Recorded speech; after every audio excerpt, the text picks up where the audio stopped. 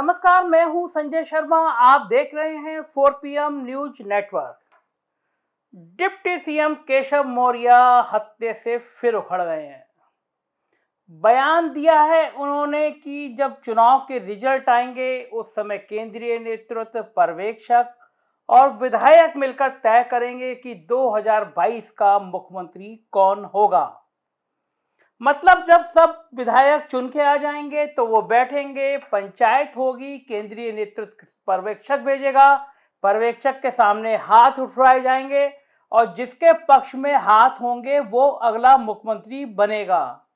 ऐसा हुआ तो यह तय है कि योगी आदित्यनाथ के मुख्यमंत्री बनने में सबसे बड़ी बाधा आ जाएगी, क्योंकि मौजूदा दौर में भी अधिकांश विधायक मुख्यमंत्री से खुश नहीं हैं, ये सभी जानते हैं।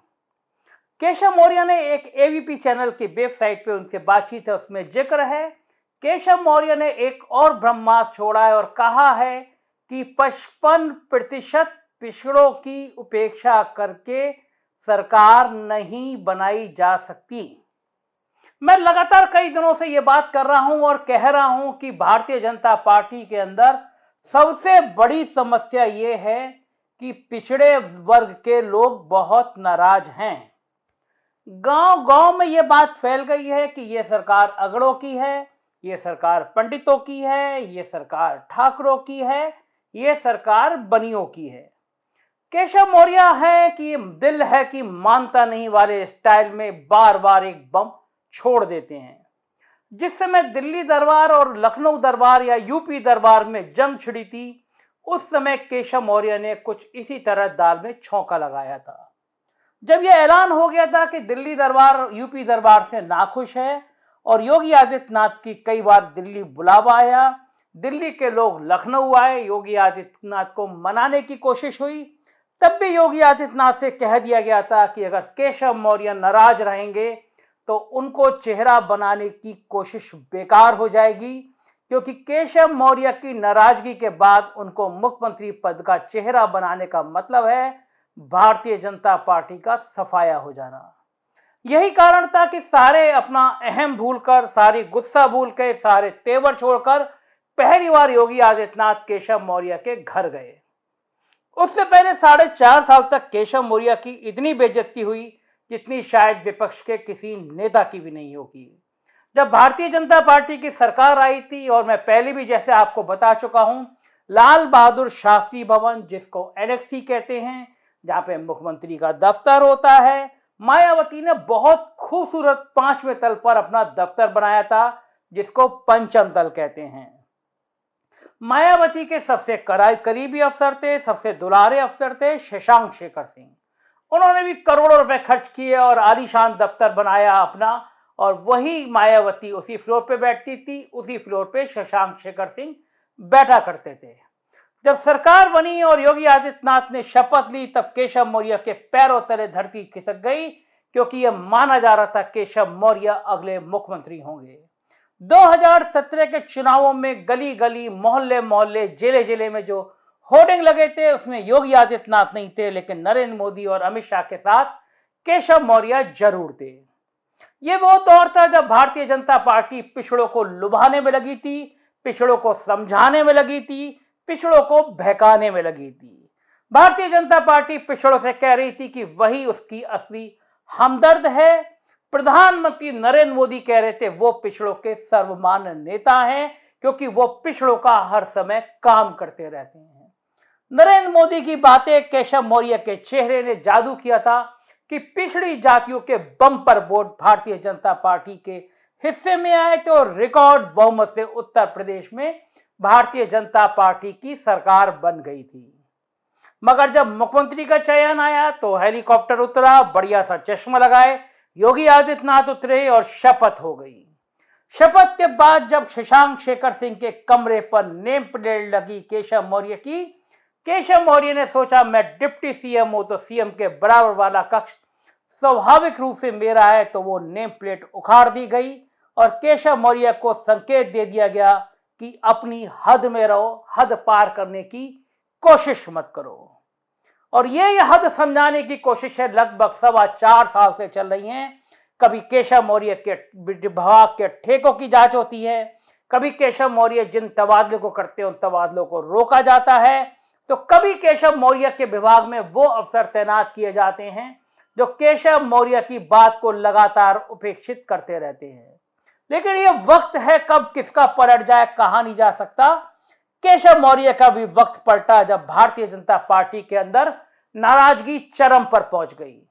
योगी आदित्यनाथ की प्रचंड हिंदुत्ववादी छवि, उनकी ब्रांडिंग और खुद योगी आदित्यनाथ को यह कॉन्फिडेंस होना कि वो प्रधानमंत्री पद के दावेदार हैं, उसने दिल्ली और लखनऊ के बीच जंग का ऐलान कर दिया और इस जंग से अगर किसी को सबसे ज्यादा फायदा हुआ तो वो थे केशव मौर्य। ये निर्विवाद रूप से माने जाने लगा कि अगर केशव मौर्य की उपेक्षा की गई तो इस बार भारतीय जनता पार्टी को 100 सीटें भी लेना मुश्किल हो जाएगा, कि गांव-गांव में पिछड़ी जातियों में संदेश है कि पिछड़ी जातियां उपेक्षित हुई हैं। तब योगी आदित्यनाथ को समझ में आया कि पिछड़ों के ऊपर धर्म का तड़का लगाया जाए। अगर धर्म का तड़का लगेगा तो पिछड़ी जाति धर्म के नाम पर गोलबंद होंगी, उनके साथ आएंगी। बहुत दिनों से धर्म का तड़का लगाने की कोशिश की जा रही है, मगर धर्म का तड़का है कि लगकर दे नहीं रहा। इस बीच में जब केशव मौर्य के घर योगी आदित्यनाथ हुआ है तो माने जाने लगा कि अब सब कुछ मैनेज है, अब सब कुछ शांत हो जाएगा। लेकिन केशव मौर्य भी जानते हैं राजनीति में अगर किसी सांप को घायल करके छोड़ा जाता है तो वो सांप उसको डस लेता है। सांप से मेरा मतलब राजनीतिक खेल, राजनीतिक कौशल और राजनीतिक रणनीतियों का है।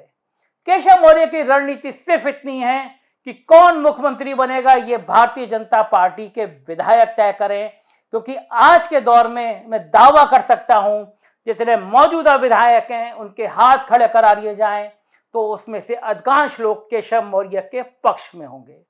उसका भी एक मुख्य कारण है, केशव मौर्य संगठन के जुड़े हुए व्यक्ति हैं। तमाम कार्यकर्ताओं को, तमाम पदाधिकारियों को प्यार से बात करते हैं, संवाद करते हैं, मीडिया से बेहतर रिश्ते रखते हैं और ये कोशिश करते हैं कि हर व्यक्ति उनसे संतुष्ट होकर जाए। उनकी ये कार्यशैली कार्यकर्ताओं को, पदाधिकारियों को बहुत प्रभावित करती है। या ये कुछ इस तरह के स्टाइल के काम करते हैं कि कोई भी व्यक्ति अगर उनके पास आता है तो वो नाराज होकर ना जाए।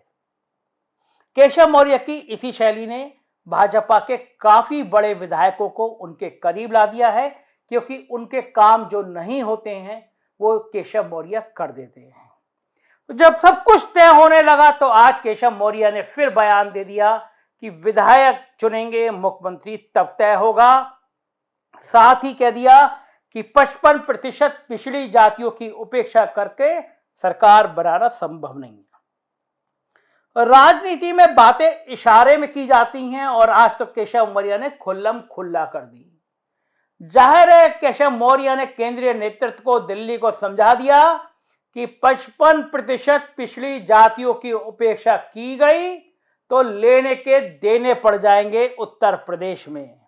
आप कितना भी हिंदू मुसलमान कर लीजिए, आप कितना भी भारत पाकिस्तान कर लीजिए, आप कितना भी तालिबान कर लीजिए, मगर गांव-गांव में पिछड़ी जातियों में अगर ये संदेश रहेगा कि यह सरकार पंडितों की है, यह सरकार ठाकरों की है, यह सरकार बनियों की है, इस सरकार में पिछड़ी जातियों की हैसियत नहीं है, तो कुछ भी हो जाए इस बार भारतीय जनता पार्टी को लोहे के चने चबाने पड़ जाएंगे। क्योंकि जब नरेंद्र मोदी गांव में आके, शहर में आके, जिले में आके कहेंगे मैं पिछड़ी जाति का हूं, तो पिछड़ी जाति से आवाज आएगी, तो फिर उत्तर प्रदेश की कुर्सी भी किसी पिछड़ी जाति को क्यों नहीं दे देते। तो जाहिर है भारतीय जनता पार्टी के रास्ते में कीलें ठुक गई हैं, वही कीलें जो किसानों के लिए बिछाई गई थी। पश्चिमी उत्तर प्रदेश की आग अब पिछड़ी जातियों में भी फैलने लगी है। बहुत मुश्किल है भारतीय जनता पार्टी का इस आग के दरिया से निकल कर आना और सत्ता की कुर्सी तक पहुंच जाना। देखते रहिए 4 PM न्यूज नेटवर्क, क्योंकि ऐसी सच्ची, ऐसी तीखी और ऐसी खरी खरी बातें करने वाला चैनल आपको कोई दूसरा नहीं मिलेगा। सब्सक्राइब करिए, लोगों से कहिए सपोर्ट करें और हमें बताइए आप क्या सच जानना चाहते हैं, वो हम जरूर लेकर आएंगे आपके लिए। Thank you.